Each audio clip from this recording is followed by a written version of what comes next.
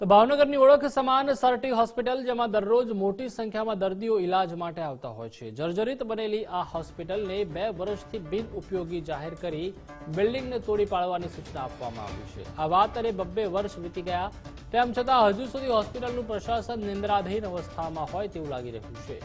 આજની તારીખે પણ આ જર્જરિત હોસ્પિટલને તોડી પાડવાની વાત તો એક બાજુ રહી, પણ હોસ્પિટલ ચાલુ રાખી તેમાં દર્દીઓનો ઇલાજ કરવામાં આવે છે.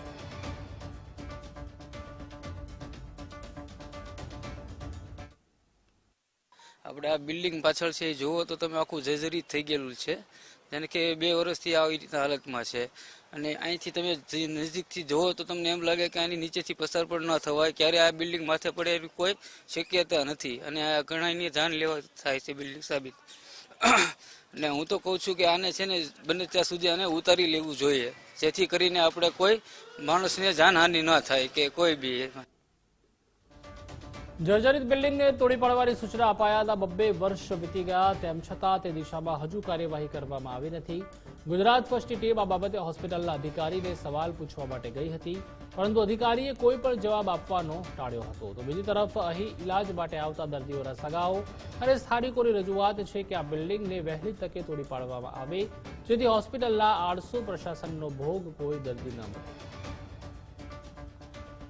નવા હોસ્પિટલ ને 2 વર્ષ થયા કે હજી સુધીમાં 2 વર્ષની અંદર ચાલુ નથી કર્યું. 200 કરોડના ખર્ચે જે બનાવેલું હોસ્પિટલ, કે શું મને એવું લાગે છે કે આ તંત્ર કઈ રીતે આની ઉપર ઓલું કરે છે, કોઈ ધ્યાન નથી દેતું હોસ્પિટલની અંદર. ને આ જર્જરિત થઈ ગયું છે, એને કોઈ પાડવાની કોઈ ઓલી નથી કરતું, કે એવી કોઈ અકસ્માત થાય એવી રાહ જોતું હોય એવું મને લાગે. કોઈ દર્દી ઉપર અહીંયા અકસ્માત બને પછી આપણે પાડશું એવું તંત્ર રાહ જોતું હોય એવું અમને લાગે છે. વર્ષો અને લગભગ વર્ષથી પહેલા પાડી દેવાની પરમિશન આવી હતી, નવું બિલ્ડિંગ બની ગયું હતું. પણ હજી આજે પણ ત્યાં પરિસ્થિતિ છે. જુઓ છો લાઇટ ચાલુ છે, આજે કોઈ અકસ્માત થશે તો કોણ જવાબદાર રહેશે?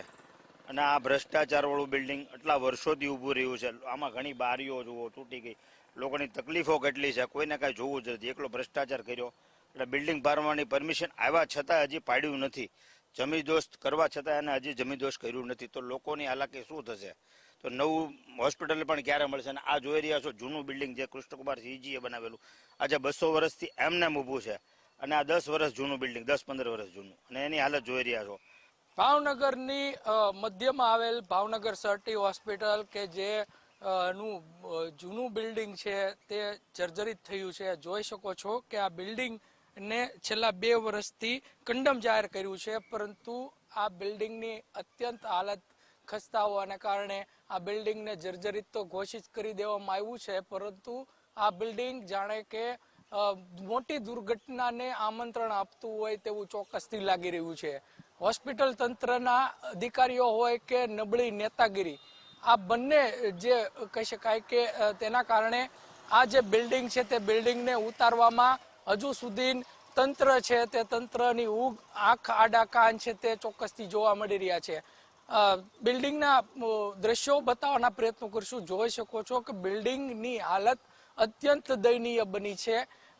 કહી શકાય કે આ બિલ્ડિંગ પરથી પસાર થતા હજારોની સંખ્યામાં જે દર્દીઓ છે તે દર્દીઓના કહી શકાય કે મોતના મુખમાંથી પસાર થતા દર્દીઓ ચોક્કસથી હેરાન પરેશાન થયા છે.